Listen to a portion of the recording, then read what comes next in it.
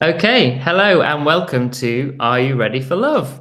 Webinar focused on getting people back into hospitality with the help of music, tech, and behavioural science. I'm James O'Dean from Startle Music, and we have three very fantastic guests joining us. I'm very excited. First up, we have Richard Shotton.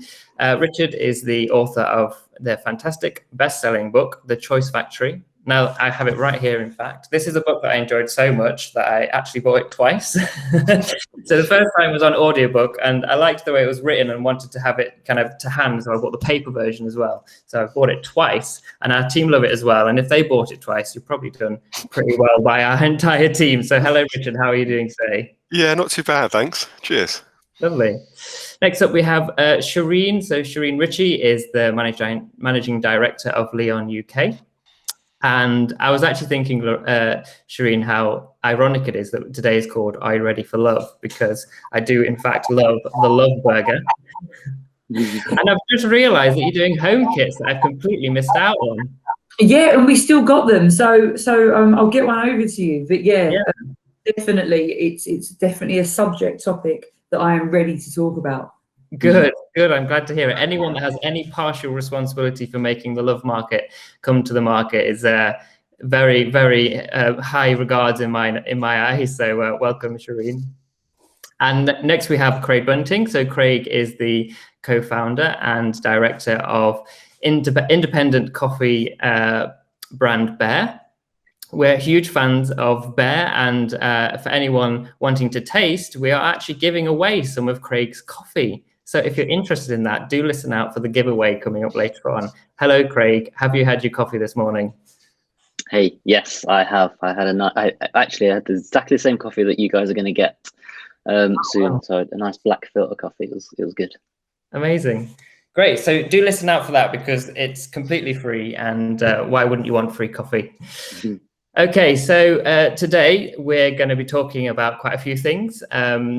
Over the last sort of 12 months, as we all know, consumer choice has dramatically been reduced, not by choice, obviously, but that hopefully will soon be opening up again, which gives a kind of interesting opportunity for all of hospitality to capture or recapture their kind of consumers. There is obviously no bet on whether people go back to their old habits or whether they form new habits. So that's kind of an interesting conversation that we can have. We have some insight here in a report, our Mind the Gap report. So we're going to be talking about some of the insight from the research we've done and put in the Mind the Gap. And from our research, we can tell that actually lockdown and COVID has had an impact, as you probably very unsurprised to hear, in terms of getting people back in and how they feel. For example, majority of pub goers don't intend to go to the pub as often post-lockdown, which is interesting. Over half of restaurant goers think that the dining experience is less sociable, kind of unsurprising there as well. That said, we are going to be upbeat and we are going to be optimistic. So that's at least the context that we're dealing with, but we're not going to be looking negatively on that. So as consumers' choices grow and open up again, that is an opportunity, hence the title, Are You Ready for Love? Or the full title, How Hospitality Can Create Magical In-Store Experiences Again Using Music, Tech, and Behavioural Science. Now, to kick us off, I thought it'd be fun to just do some really quick fire questions. So are we feeling alert? I've had my coffee, so I definitely am, yeah. Okay, great. Okay, so first question, if everyone just goes for it, do you wake up to music? Do you wake up to alarm or something else? I wake up to the Radio 4. Oh, nice choice. I wake up to It's My Life by Bon Jovi every morning. Yes. Or my child, whichever wakes up first. This is the thing for me. I keep making my music come on earlier and earlier, and then my daughter comes in earlier and earlier. So as much as I'd like it to be music, it's actually my daughter. Craig, how about you? I'm exactly the same as you, mate. Like we just had that conversation this morning. I use a little app called Sleep Cycle just to track my sleep because I'm a bit of a geek like that. And it plays within half an hour. It plays some music to wake you up. But I keep sending it earlier and earlier. And every morning, one of my two children just comes in, gets into bed, and I'm like, I don't know how early. I'll be up at 4 o'clock tomorrow just to try and beat them. Amazing. Okay, so for me, this is actually my shot from the musical Hamilton. What song lives in your head constantly? For me, it's probably Bon Jovi these days. That's my favourite song, and I've listened to it since I can remember. Nice. Something by David Bowie, like maybe 5 years. I think that's probably my favourite song. Very nice. See, I can't name one. It's too varied. Depends what mood I'm in. But I wrote one down when I was looking at the questions yesterday, and it's American Author's "Best Day of My Life." It's a song that we had at our wedding, and then when we went traveling afterwards, we met those guys at Luna Park in Sydney, and so it's just a memorable song. Amazing. Good answer. Okay, would you class yourself as tech obsessed or a technophobe, or maybe somewhere in the middle? Somewhere in the middle. If that's not too wishy-washy an answer. Tech obsessed for me, but very faddy at times as well. Great. I would have been techophobe before COVID. Now I'm somewhere in the middle. Okay, you're just saying Accelerated my digital tech learning for sure last year. I think everyone's had to do that, really, haven't they? Okay, so research has shown that music can boost productivity in certain contexts. So what are you, work to music or work in silence? Work to music, but I would, if it's a tough bit of work, it would always be the same bit of music. I'll just play it over and over again. I think it becomes like white noise and it blocks out distractions. Okay, nice. I'm work to music unless it's math. If it's math, I'm in silence. But other than math, work to music all day long. Very nice. What was that, Craig? You joined in there? Yeah, definitely music for me. Just depends what type of work, depending on what type of music. Might be some screamo if I just want to crack on and get something done, but that's just me. Amazing. Okay, this is a tricky one, so don't worry if you don't have an answer, but have you had the most standout customer experience worth mentioning? For me, probably my most standout experience, and I think is someone and a brand that does it exceptionally well, is Disney. And I went to Disneyland, and I think if you talk about technology and music and atmosphere and everything all coming together to make the perfect moment, I think Disney do it so well. So probably when I think of a perfect customer experience and how everything can work in harmony, I think Disney from my experience. Great example. Continuing the holiday theme, I think my standout experience would be Eurostar. I'm normally, very organised, get to the airport or the train station really early, and the only time I've ever missed like a holiday flight or train was Eurostar going to Paris. And I kind of thought, the holiday's over. There's no way we can afford to buy tickets again at some astronomical price, but they just waved us onto the next train. And it was that contrast with how I think, one of the budget airlines might have acted and how they behaved. That's always shaped my thinking about Eurostar. Nice, very good. I struggled to answer this one, but something because of the holidays and the travel theme popped to my mind is after I got married, went traveling, got on the wrong Virgin train, going in completely the wrong direction. But I was adamant we were going the right way. So Lisa was saying, "Oh yeah, let's keep going." Are you sure we're on the right train? I'm like, "Yes, it's fine." And then I realised it wasn't, and the conductor was just super helpful, told us where to get off, how to do it. That we didn't have to pay any extra. But yeah, we nearly missed our flight, so that was probably not the best time for me, but it was really good customer experience from Virgin. Okay, amazing, great. That's really interesting. I mean, I think we'll sort of touch on those things later as well, but it's interesting how impactful those moments are for the rest of your kind of relationship with a certain brand. But so last two questions. Okay, are we ready? Second last is: what are you most excited to do post lockdown? See people in person and socialise and be with people. Yes. Yeah, a pint in a pub. That's all I'm asking for. Very nice. Go down to the coast somewhere. Very good. All three very good answers. We'll do it all on day one. Definitely. Okay, and the final question, which is of course the most important question, is: are you ready for love? Yes, I am. Are you? In the words of Elton. Indeed. Absolutely. Yes. Bring it on. Bring it on. All the love. Okay, great. Hopefully we're all feeling warmed up, we're all optimistic, and we're all ready for love. So here we go. So I just wanted to quickly point out some sort of terminology. So early on, I said this is about music, about tech, and about behavioral science. And behavioral science might be something that people panic about and go, I've never heard of what that is. What am I supposed to think about that? So I'm going to just sort of talk about that really briefly. And obviously we have Richard, who is absolutely an expert in this area, who can keep us straight as well. So at Startle, we have 3 pillars: music, tech, and behavioral science. And the reason we have behavioral science is because the people are very messy, very illogical decision makers. And so if we're dealing with music and we're dealing with tech without behavioral science, we could probably lose a lot of impact by not knowing the kind of behavioral science around, because we're very aware of the power of music, but the key is kind of doing it with intention. And that's where the behavioral science element comes in. So one really interesting study that I like to kind of use to exemplify this is where, Richard, I'm sure you're very familiar with this one, where they tested the impact of music on wine sales.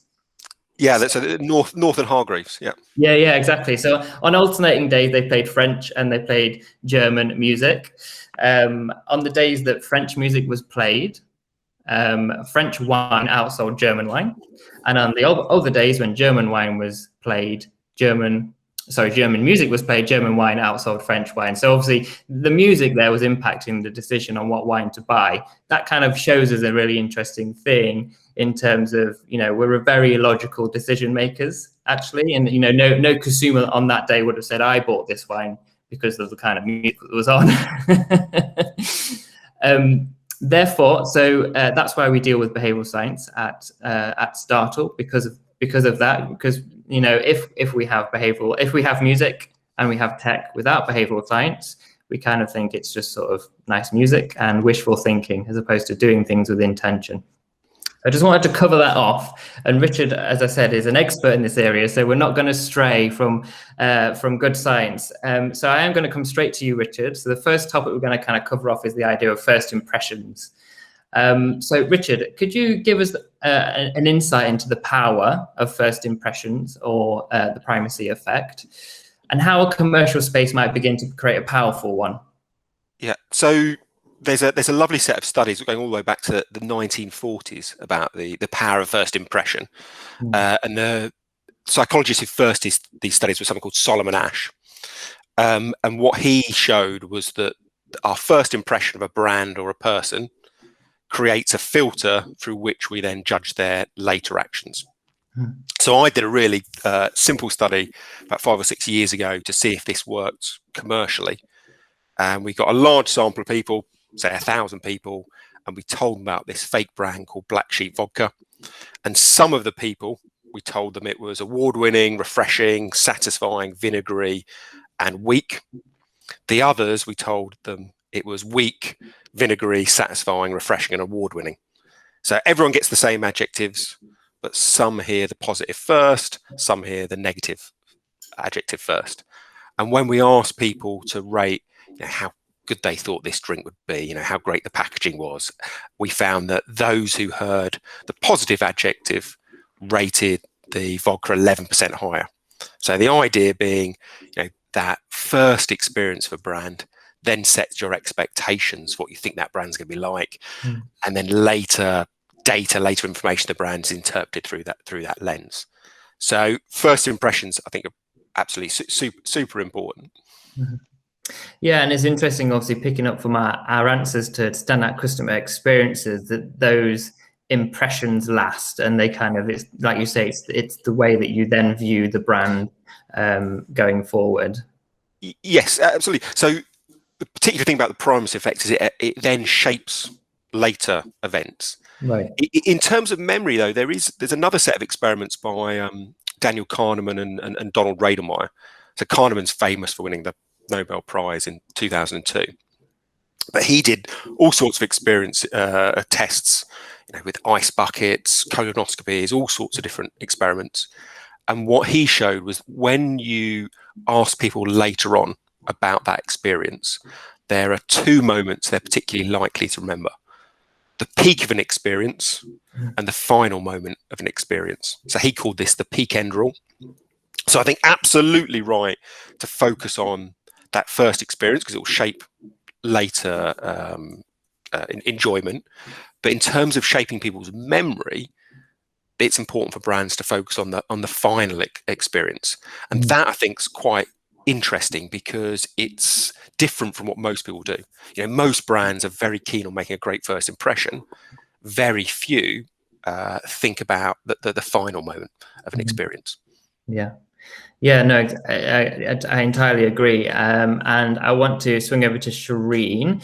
So how do you tackle that first impression setting moment? And I'm particularly interested, obviously, for Leon being such a widespread chain and having very different contexts. You know, how is it that Leon sort of tackles that first like impression setting moment? Oh, sorry, Shereen, you're still on mute there. Sorry. The most important thing for us to remember is, I guess, especially when you're talking about music, music is so much more than just music. It's memories, it's hopes, it's dreams, aspirations, experiences. It's so much more than just music. And everyone has a different relationship with music, as well as everyone has a different relationship with visuals and colours. I mean, we don't just use music in Leon, we use it alongside our POS, and the colours that we use obviously are amazing family and team members, visuals, smells. We work quite a lot on scents within restaurants. Lighting is another really big thing in hospitality in the industry, because lighting and music obviously always set the mood.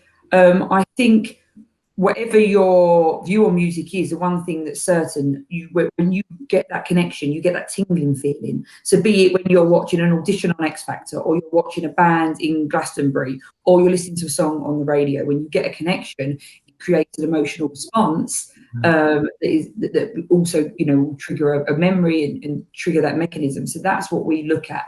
Obviously at Leon, consistency is key. Out of the 45 restaurants, we want our guests to have the same experience, and I think that's really relevant now. Coming out of COVID, people are looking for things that are memorable to them, things that they know. They're looking for that comfort zone of, you know, someone always coming into a Leon. What we don't want to do is suddenly, you know, rewrite what we've been doing, because we want to be that comfort zone for people. So we have our playlists, we have, you know, our evening music, our morning music.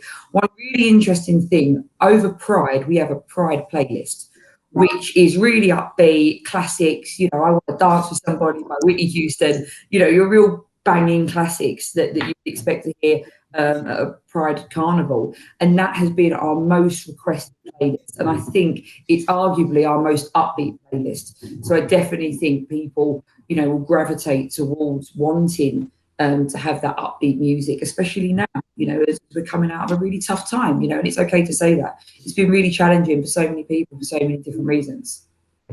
Yeah, absolutely.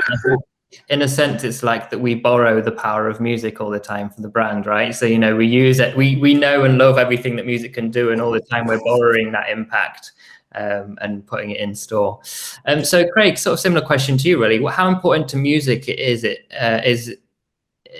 for Bear? Like, what's your relationship there between music and the atmosphere that you create at Bear? So yeah, for us it's huge. I guess in terms of our, like, we're quite a small brand still, so we're definitely learning. And since we've on board with you guys, we're learning more and more about the behavioural bit. So I did a degree in University of Music Business Management and studio production. So like, okay. I've played in bands, love music myself personally. So I understand the power of music commercially from that early step. But when you start opening a shop and you operate, you end up doing, sometimes at a smaller stage, doing things just out of gut feel, which isn't always wrong, but you need to at some point start to understand what is leading that gut feel decision, and then the gut feels that you get right, what was right about it, what made it right, and it's trying to understand that. And we're really in that kind of stage. So we know there's a huge power there, but we want to know what do we want to create? Because I might have a store manager ask me, let's look at this type of music in an evening, and I have to take that and say, well, in what contents is someone giving me that information? Is it because a customer's requested a song? Now I always say, well, what are they requesting? Are they requesting a song because it's what they like, and do we want to give them exactly what they like, or do we want to curate something new? Because we might be able to give them something new that they equally like. And what kind of brand do we want to be? Where are we positioned? Where do we sit? So we're still in this massive learning stage, because I know how powerful it can be, but I absolutely think that we haven't landed exactly where we want to be yet. We definitely know we want to be curators. We want people to find new music through us. But we haven't exactly landed in a sweet spot for ourselves yet, I don't think. Yeah, that's great, and we'll sort of touch on profiling and how, listening to demographics and surveys and all that kind of thing later on. But it's interesting, you say it sort of evidences why we use behavioral science in what you're saying, really, in terms of kind of doing it with intention, because you can do it in a sort of scattergun approach, going, well, good music, everyone will feel happy, or you can be kind of more mindful about it. So yeah, it's interesting to know that how we're approaching it is sort of similar to how you're approaching it. So hopefully that's obviously a good conversation for us to be kind of having. Yeah, definitely. So swinging over actually to something that Richard already mentioned was with the peak end rule. So it's sort of the opposite really of first impressions. It's like the last impression. So at Startle, actually, we were talking recently how great an idea it might be that, say, 100th coffee that someone buys, this soundtrack that happens, and it's it's a unidirectional speaker that only they can hear, and they get some kind of reward, and it's like this big sort of fanfare moment. Like, how cool and exciting that would be. And that's sort of playing on the idea of the peak end rule. And also, if I'm right, Richard, there, obviously the more surprising that kind of reward is, potentially the more rewarding it feels overall. Yeah, there's a lovely set of ideas which I think could be applied by brands more often about uncertainty. So two psychologists called Shen and Fishback, what they did was recruit a group of participants, and they set them a challenge, and they say, can you drink this 3 pints of water through a straw in 2 minutes? And if you succeed, we'll give you $2. And when they do that, 43% of the participants manage to drink the water in time. Next group of participants, they do exactly the same challenge, the same amount of water, straw, same time limit. But this time they say, if you succeed, we'll flick a coin, and if it's heads, you win $1. If it's tails, you win $2. So the expected benefit is $1.50, if you're a straight economist. Now, you would expect, because there's a lower financial gain, people should be less motivated to succeed. But that's not what happens. You actually see 70% of people completing the task in that circumstance. And what the psychologists argued was that, yes, the kind of chance of a financial gain is an important driver in our behaviour, but also that sense of excitement and surprise is an important driver. Now, if you think how most brands behave, most brands in the kind of coffee world turn everything into a very transactional relationship. It's drink 9 coffees, you get your 10th free, or go to the supermarket, spend £100 and you get £1 back in points. It's all very fixed and very certain. And one of the things that I love about Leon, and I used to work behind the Tate Modern, so I was in that branch of Leon very, very regularly, was they don't do that. They introduce an element of surprise. As far as I can see, Shereen, the staff are given the license to every so often randomly give out the odd free coffee, and that has a much bigger impact than you just feeling like you deserve it because you've bought 9 previously. So yeah, I think you can take these ideas created in lab experiments, and then you can apply them to like a genuine business problem. Yeah, no, and bless you. So Bankside, you're always welcome. We opened Bankside actually about 2 weeks ago, thank goodness. Hopefully it won't be closed again. Let's hope that's the end of that. But we call them moments of truth. So we absolutely empower all of our family members, all of our team to do moments of truth. And it's just around the ethos of doing the right thing. I mean, when COVID hit, going off piece a little bit, but I think it's a relevant story, because when COVID hit, we looked at what Walmart did when Hurricane Katrina hit. So Walmart really did more for their community than the government did, and they responded far quicker, because Walmart turned around and said to everyone, you are empowered to do what's right. And that's what we did at the beginning of the crisis. So we turned our restaurants into shops. We did feed NHS. We served hundreds of thousands of meals to the COVID wards and people that needed it within the NHS. We did Feed Britain. We did everything that we could, and it's with the ethos of just doing the right thing. And that's where it's in our DNA, and it comes from moments of truth. And Richard, you were speaking about not being transactional, and I think it's really important, especially now, that brands need to move from being transactional to being a lifestyle. You need to fit in with people's lifestyle. People are going to shop differently. They're going to want subscriptions. They're going to want direct to home, deliveries. They're going to want an app. They're going to want you to integrate into their lifestyle in a different way to what they did beforehand. And I think it's a real opportunity when we talk about being positive. I think there's so much positive, rainbows that are going to come out of the rain that we've been in. I just think it's up for brands to really, grab hold of those and roll with them. Mm-hmm. Yeah, and I think, that is such a lovely idea. I definitely know if I suddenly got a coffee for free when I wasn't expecting it, that would be like, something I'll probably tell everyone that day as well. So, it has that brand reputation as well, which is great. So yeah, that's a lovely idea. Okay, thank you. So we're going to, sort of Shereen brought it in, we're going to talk more specifically about COVID and the impact. So I'm sort of calling it a depletion of atmosphere. We might not want to use that terminology, but this is kind of the way I'm thinking about it in terms of the impact that's having. Consumers are having different sort of purchasing decisions, different kind of journeys for the whole purchase, whether it's got screens and gloves and a different relationship, and they're not seeing someone or they are seeing someone. So, there's all these impacts, smaller crowds. There's all of these things that are happening due to COVID. So they're interesting challenges really to deal with for a business that's so much about the atmosphere and the experience and the whole journey from entering to being served to leaving. So in our Mind the Gap research, as I showed you earlier, we have researched a lot of this stuff in terms of how consumers are feeling. And as I said, people are concerned about the depletion of the atmosphere change, smaller crowds, for example, being quite a key one, the loss of that sense of atmosphere. So, Richard, what occurs to you as great ways that businesses can potentially use their music or tech to counteract that sense of depletion of what the atmosphere feels like? So I think that, as you say, there are lots of individual problems and challenges that businesses need to get over.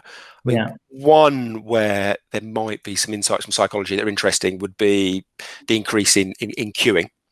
So there's quite a lot of work around the psychology of queues, and 3 ideas from psychology that can help make those experiences slightly less demotivating.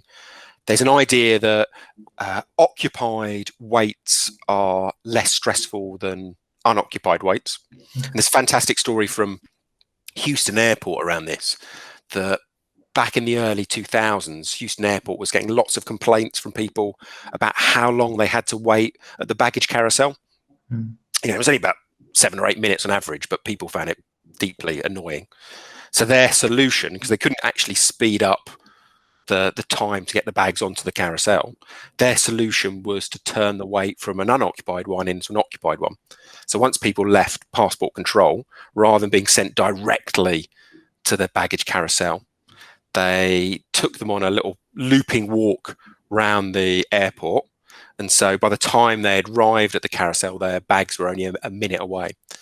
And the complaints plummeted, because if you're walking, you're occupied. If you're standing staring at an empty carousel, you're unoccupied. So, something like music can be one way of occupying that wait, and therefore you should expect a reduction in complaints. Other ideas around the peak end rule. What Disney do, I think Shereen mentioned Disney earlier, is they apply the peak end rule with their queues. You get to a roller coaster, they tell you it's going to be an hour.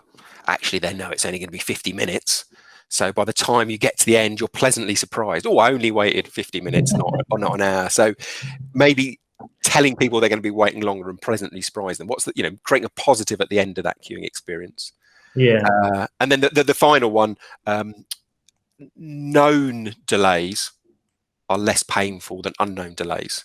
Mm-hmm. So if you know it's going to be 5 minutes, it's less annoying than if you're not told and it turns out to be 5 minutes. Mm-hmm. So, Uber have been brilliant at this. They give you, very clear timings about when they're going to arrive. It makes the wait much less painful than a previous, cab or taxi.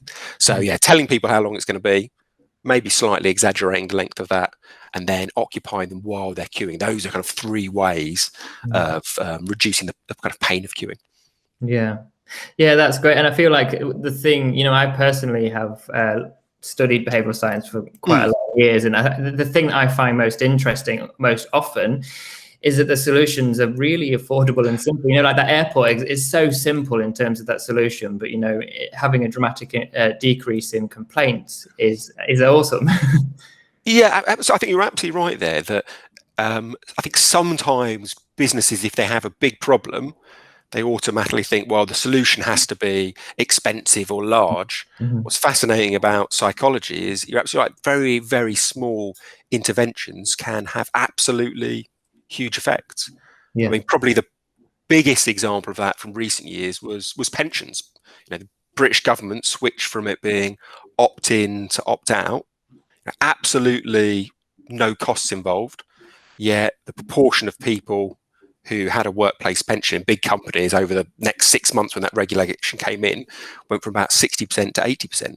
Phenomenal change that previously the government had been using billions of pounds of tax incentives to try and encourage. It was a much, much smaller design approach that had a much bigger impact. So yeah, I think you're absolutely right. You can have big impact with very small interventions. Mm-hmm.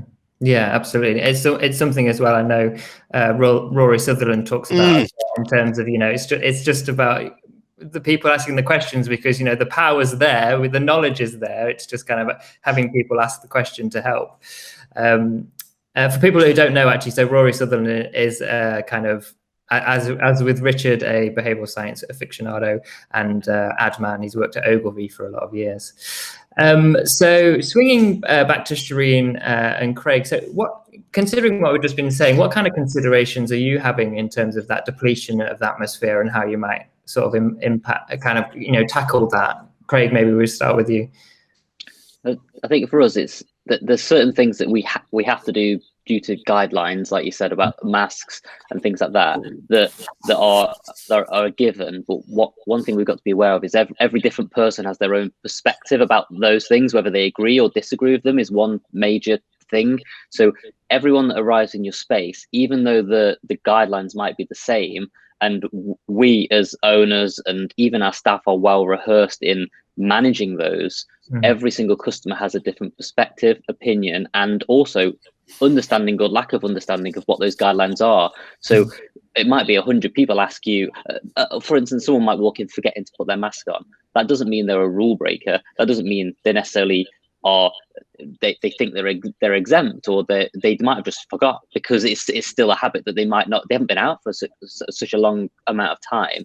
But it's understanding that part of that atmosphere creation isn't just about the space, it's about the interaction you have with that customer every single time, and understanding that is going to be their first experience again if they haven't been into your space properly and experienced your place for the last 5 months. So we're just really focused on making sure our staff and everyone's geared up to just have the time and the patience to take everyone on this journey with them through something that they maybe are well rehearsed in and practiced for.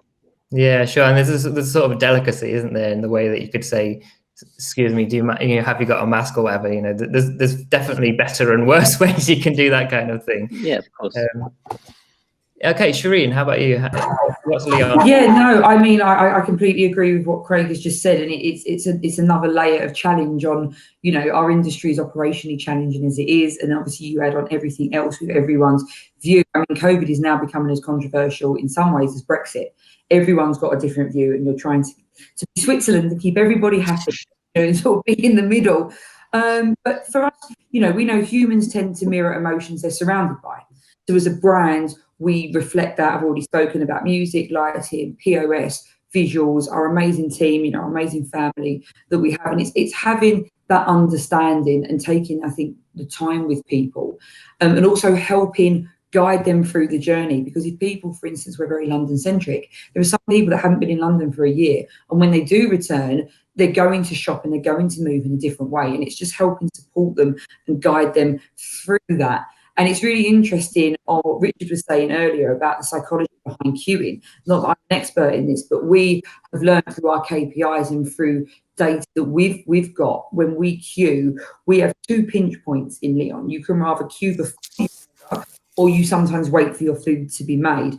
And it's definitely, we feel, and we've seen the results that back up, if you don't have a queue and you can order, and then we can occupy you with some posters, some information on gut health, you know, some things about some of the charity work that we're doing, or the NHS, anything to distract you while you're waiting for your food, because the transactional side is done and we're then dealing with the live sold side and into you side. We find that has a much better overall experience for our guests than having that queue to begin with. So I just think it's really interesting what Richard was saying. Definitely is something that we will be exploring more of. Yeah, great. And there's interesting things about recall there as well. Obviously, you know, if you're standing people in front of a sign for 3, 4, 5 minutes, as opposed to them just passing it, and the kind of increased recall you would get for that kind of thing. So there's secondary effects there as well, which are positive and interesting. So yeah, I was going to sort of mention something that Richard already covered off, really, is queuing and the impact that music and display could have. And it's interesting, you know, that those tech integrations and what impact they could really have. Another simple thing would be, you know, having your music responsive to the density of the crowds and the volumes, in terms of, you know, matching the sense of busyness that you might kind of typically want to have, with the sense of sort of vivality, what's the word? Yeah, that's interesting. It's sort of more broad question, I guess, but are there any sort of tech integrations that are exciting, Leon and Bear, at the minute? Anything you're kind of thinking about, and anything on the horizon? So we've for the first time, we're going to start using the order at table. So we you don't queue and wait for your drink and then leave. We're not massively grab and go at Bear. We're more sit down. So you would order at the bar, and then would bring everything over to you at the table. And we've avoided any kind of apps around ordering at table to begin with, because we felt like it was just removing an engagement with our member of staff that we want to educate you on the coffee. We want to have some type of relationship.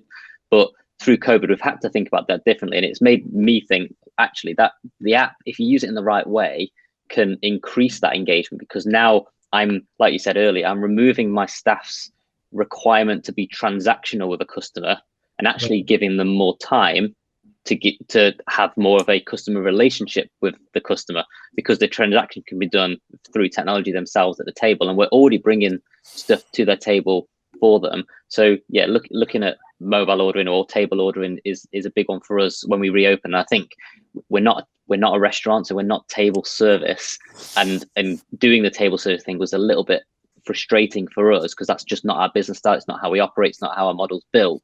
So the app will massively help in going back to our previous model, but using tech. And you mentioned about the density as well. Like the wireless social, we use wireless social in store. And for me, I walk into a space and my staff probably think I'm just bonkers, but I'll walk up, and if it just doesn't sound the right level when I walk in, and at different times of day, if the music's just not right, and it is different in the morning than it is when you're full at lunchtime, I notice it straight away, and I'll just go and I'll turn the music up, because it feels like everyone has their own perception. Or if they start in the morning, they might set the level what they feel is right for the morning, but as they get busier in the day, they're rightly so not thinking about how loud the music is. They're making product and serving their customers. But when I come in later in the day, I will notice the music, and if there's some kind of tech that would measure that density, it just removes something that just ticks the box. So yeah, that's something that I'm really excited to explore.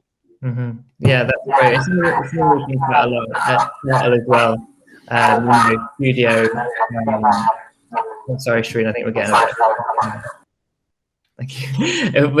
At Studio, our kind of user platform, it is sort of integrated and responsive to, sunset and sunrise, and it can be responsive to how many people are in the store, and the volume can change, and responsive to the quality of the light, because it is sort of a fine balance, isn't it? And when you're attuned to it, sort of as the business lead, those things really matter. So, Shereen, sorry, go ahead. You can come in now. Yeah, no, I was just going to say, on the digital side of things, and I think, again, before COVID, we were definitely going into the digital age. And when you look at a business model, you need to factor, digital into the future to make it scalable. But we partnered with Vita Mojo, who've been absolutely amazing, and we launched Smart Order, which is our click and collect order ahead app. We've got kiosks that we've rolled out into quite a few of our restaurants now, and they've been really positive. And we trialled, and we're currently trialling order at table in some of our restaurants. It's really hard. Some of our restaurants have more tables than others, so it's a bit like what Craig was saying. It's quite a shift. So you have to be able to pivot and be quite nimble when you're looking at this. We're getting some really great learnings, and I think some locations will want it more than others. And again, it's just understanding what each location serves to its guests, and how the transactional it needs to be. Some of our restaurants have got lots of seating. We see lots of mums and people want to chill out. And some of ours in train stations, there's no seating, transactional. But the great thing with the kiosks is it gives you more time to be able to interact on a human level, because the transactional stuff is done by the kiosk, which is amazing, and you can get all your messaging, and you can learn that through data and through people's logging in, especially on Smart Order, what people's preferences are, so you can really make it individual, the journey that people are going to have with you. Yeah, that's great. It's interesting, actually. So both of your answers sort of lead into the next question, but I just wanted to give Richard, did you want to jump in with anything before we move on? Well, the only point I was going to mention, having heard Craig and Shereen, was around maybe an unintended consequence of stores putting in place lots of digital means of paying. There's a lovely set of ideas called the pain of payment. So the first experiments were done, I think, by Duncan Semester, where he showed that in auctions, people were prepared to pay twice as much with a credit card than if they had cash, even if they had the same amount of funds available. His argument is handing over a £5 or a £10 is painful in a way that paying by credit card or contactless or Apple Pay isn't. So interestingly, the move to more digital payments is likely to make people slightly less price sensitive. Now, an example of that, I mean, if you ever go to a casino, and they're kind of masters of Machiavellian employment of psychology, they don't get you betting with cash, they get you to turn that cash into chips, because once people have chips, they treat the money like monopoly money. So it's fascinating that interventions that are done for hygiene can have an impact in all sorts of unexpected ways. Yeah, that's great. That's a really interesting point, actually. So thank you for bringing that up. So bouncing on from Shereen and Craig's answer there, I want to talk a little bit about creating an atmosphere at scale, which is a kind of interesting challenge, because as we know, atmospherics is quite complicated and very very complex in terms of everything that it brings in. It's not just music or just kind of the painting on the wall. It's everything. It's all of the senses of the human experience, as well as obviously the context of the store itself, the context of that person and their kind of purchase goal in the moment. There's all of this stuff kind of going into that moment. So that said, I'm interested to sort of hear, Shereen, you know, Leon have, as we've mentioned, lots of different kinds of stores in very different contexts. I'm interested to hear, you know, what kind of considerations there are for the atmosphere you create at Leon's, given the kind of context and the complexity of creating an atmosphere. Yeah, I think even though each one of our restaurants is individual, it really is, consistency is still key. Mm-hmm. You know, we are a brand that we don't write our vision and our mission on a wall in head office. You know, we try and live it. You know, we want to bring hope to people. We want to do good. We want to be more than just a restaurant brand. So the ways you can do that through, as I've spoken about, colour and music, that is all very consistent through our brand. So we'd like to think the emotion you get, even if you're using each restaurant in a different way, is the same emotion, and everything is indicative of the same feeling. So for us, and obviously, you know, we speak to our guests. We, you know, the most important thing is never presume. We obviously use data. We speak to our guests. We have amazing support network. We call them tastemakers. You know, and we will speak to them and ask them what we're doing. But for us, that's probably the way that we look at it. We don't try and overcomplicate it. And maybe we go on gut too much. Craig was talking earlier about that gut instinct versus data. And I think it's really interesting and challenging, because we are using data more and more now as we evolve and as we grow.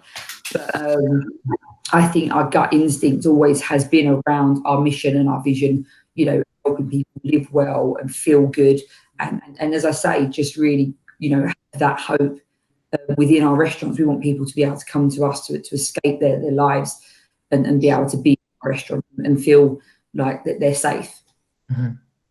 Yeah. No, I definitely hear that. How about you, Craig, at Bear? What kind of considerations do you have in terms of that, you know, creating the same thing at scale?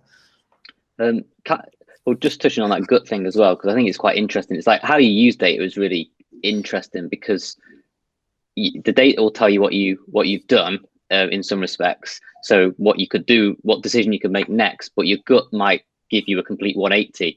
That might not be wrong, but it might tell you something that your data doesn't. But you'll do it based on your gut, because you still have a feel, and then the data then will tell you whether it was right or wrong. And it's perfectly okay to be wrong.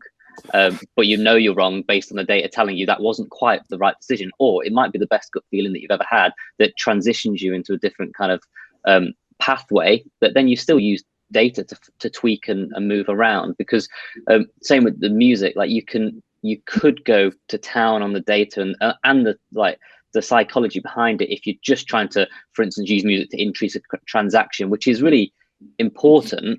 But if you only go down that route, you kind of miss the point a little bit, I think, because I'm trying to build a position for my brand, and I want people to associate the music with the brand, and you can have that approach and have that position, and then still play around with tempos and feel and rhythm throughout the day and all those things we've talked about. But you've still got to get where do you sit, where do you position yourself? Like we really want to do what Leon are doing with playlists and make it bigger than just our restaurant spaces. So we've got these coffee pods that are going to launch soon, and inside the box, you open the box and it says like coffee in silence. Coffee at Bear wouldn't be the same without music. So scan this and you'll hit one of our playlists, because we want someone to stick an espresso compatible pod in and make a coffee at home and listen to that same type of experience that they'll have at Bear. And then you're making it suddenly bigger than just a transactional increase in value, or making them spend more or less, or move leave the table quicker or stay longer. You're making them associate the feel like much more bigger than that and more associated to the brand. So we're trying to make the music bigger than just our space somehow. I don't have an absolute answer. It's still a work in progress, I guess. Yeah, that's really interesting. I want to kind of come to you as well on that, Richard. So, you know, at Startle, we're sort of on a bit of a mini crusade, really, because, you know, so often the industry profiles what music people should be playing based on kind of, questionnaires and kind of committees or that kind of thing. And it's interesting because we're very aware of the power of context really over demographic. The idea that old people only listen to old music, or that young people only want to listen to the charts. It just doesn't really make much sense when you kind of look at it from that point of view. So I'm interested to sort of hear from you, Richard, that that power of context over how a lot of the industry is profiling, which is sort of customers want this, or demographic surveys say this. So context is a fascinating area. One of the broad themes of behavioural science and psychology is this idea called the fundamental attribution error. And what that means is when we as people try and explain the behaviour of others, we often put their behaviour down to their personality or their demographics, but actually it's often far more driven by the context, the feeling, the mood they're in. So I think you're absolutely right. There's a lovely classic experiment from the 70s by Batson and Darley that looked into this. They recruited this group of trainee priests at Princeton, and they gave them a little kind of story and said, you've got to go and deliver a sermon at a nearby church. And then they said, head off, follow this map. It's about 5 minutes away. And when the priests headed off, they're all doing this individually. Half were told, "Oh gosh, you're running late. You should have been there 5 minutes ago." So they were put in a rush. And the other half were told, "Oh, you're running early. They're not expecting you for another 15 minutes, but you might as well leave now, and you can wait in the vestibule." And then as these priests walk towards the church where they're going to give their sermon, there is a confederate of the psychologists slumped up against a wall, pretending to have breathing difficulties. And the experiment was all around who stops, who stops and helps. And when people are in a rush, about 10% stop. When they've got plenty of time, 60-odd% stop. So that's their first half of the experiment, which shows, behavior, even in this very kind of moral, ethical area, is hugely dependent on context. But the next bit was the error part. They go out and find another group of people, tell them about the experimental design, and say, what do you think will affect stopping rates? Do you think it will be the personality of the priest? They've done all sorts of questions beforehand about their ethics and interest in helping other people, or do you think it will be whether they're in a rush? Do you think it'll be about the context? And most people predicted it'd be the personality of the priest that affected stopping rates, and they thought the context would make no difference. Whereas in reality, it was the context that had the impact. Personality had very little effect. So I think, you're absolutely right. We have a fundamental, error going on where we think everything's driven by personality, where often it's far more about fleeting factors. So businesses should give as much time, energy, and effort into understanding the ideal target context as the ideal target audience. Yeah, absolutely. I think that's, again, why at Startle we think so much about context as opposed to just kind of like basic questionnaires and that kind of thing, because, ultimately for any business that we support, it's real commercial goals. It's not we want nice music, it's we want, people to have this idea of the brand. We want them to spend more time. We want them to kind of increase their spend, whatever these things are. And obviously, understanding context properly definitely helps with those kind of goals, as opposed to just like, let's put on the top charts or whatever it happens to be. Okay, thank you very much. So I'm just going to say, a lot of the insight that I've been referring to is the research that we've done, and that is all in, as I showed you before, the Mind the Context report. So this is freely available on our website if you go to startlemusic.com/mindthegap. There's no paywall, there's no kind of email or capture or anything like that. You can just get it for free and enjoy it now. However, that said, the first 100 people that request a paper copy will get, as I mentioned earlier, a free giveaway kind of goodie box, including some of the delicious coffee by Bear, courtesy of Craig. Thank you very much. So if you're wanting to enjoy the report, you'll get this full goodie box, which it's sort of what you were saying, Craig, earlier, in terms of, we help you create an experiential moment. You know, the best way to read this report here, you know, listen to this, drink this, eat this, have a nice time. So if you're wanting to be one of those first 100 people, do shoot over to startlemusic.com/mind the gap. Put in your details, you'll get the report and the giveaway as well.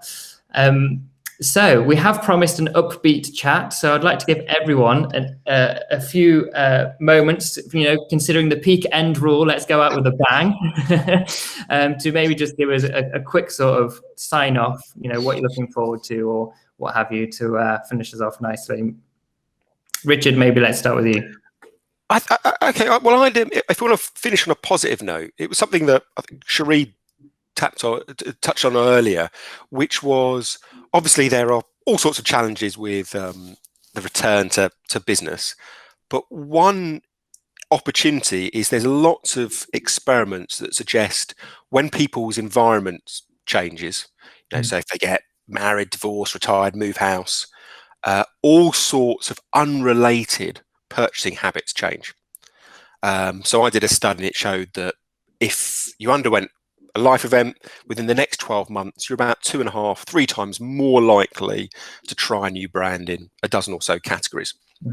Now, arguably, you could say, well, lockdown, the release of lockdown are akin to a life event. It's a big bit of environmental destabilization for everyone. You know, the big difference is that rather than a few % of people getting married or divorced, it's the entire country that's gone through this. So one positive as businesses return is that their target's behavior is in a state of flux. And you know, if you want to be on the right side of that flux, I think there's a lot that you can do to, you know, reshape that behavior. So there's an opportunity as well as a challenge. Yeah, absolutely. No, thank you. It's a really great final point. Yeah, there's plenty there to be had. And as you said, I heard a lot of people say, you know, this is one giant, you know, consumer research piece. So yeah, no, that's great. Thank you. Shereen. Yeah, I think just going on from what Richard just said, and it's really exciting because there is no rules anymore. You know, all bets are off. You know, we are all on a playing ground that we've never been on before. And now this is the opportunity for brands to really, you know, do something exciting, be nimble, pivot, be your best possible selves. And the competition, it's going to be exciting. You know, we join this industry because it creates a buzz that you can't get anywhere else. I've been in this industry my whole life. And I truly love it to my core soul. And I just think it's going to be really exciting. And I just think, I've said it the whole way through, you know, out of rain comes rainbows. And there has been a tremendous storm that we have been in for the last year. But the huge amount of rainbows that are going to come out of it are really exciting. And I think now as an industry, of course, you know, I've always said COVID isn't a competitor advantage. We need to support each other as an industry. But now you will see people being, you know, really innovative and innovating and seeing lots of different things. And it will make everyone else raise their bar. And that's exciting. So I think there is some real positives coming our way. And I think we're about to embark on a really exciting journey. Fab. Yeah, absolutely. Thank you. Craig? Same, really. It's like there's been lots of change over the past, during COVID, and people have had to adapt and quite quickly in lots of different areas. And I think as we reopen, that's not going to change. There's going to be an element of familiar that people will want, but lots of things will have changed and they will continue to change going forward. So I think we just got to all be willing to accept that, embrace it, make the most of it. And there's a lot of all talk around support local, and people always say to us, because we're classed as an independent brand, that, oh yeah, support local, but we always say local just isn't the brand, it's the people that are in the brands. And whether that's a national brand or a small independent that's got one store on your town or city's high street, support the people that are in any of the brands, because it's their jobs, it's their livelihoods, they've experienced this in the same way that many other people, whether you work for a large brand or a smaller brand, they've still had the same types of experience. So support local, but they're local people that work in these places. So just go in there and be encouraging, be kind. Everyone's on a journey, so just accept people where they're at. Brill. Lovely. Thanks so much. Well, three very good final thoughts there. We're all ready for love. I hope you are as well. If you're interested in being one of the 100 to get the giveaway, as I said, it's startlemusic.com/mind the gap. Huge thanks to our three guests. There are three businesses and people that, you know, Startle love dearly. So thank you so much for joining us, and yeah, bright days ahead.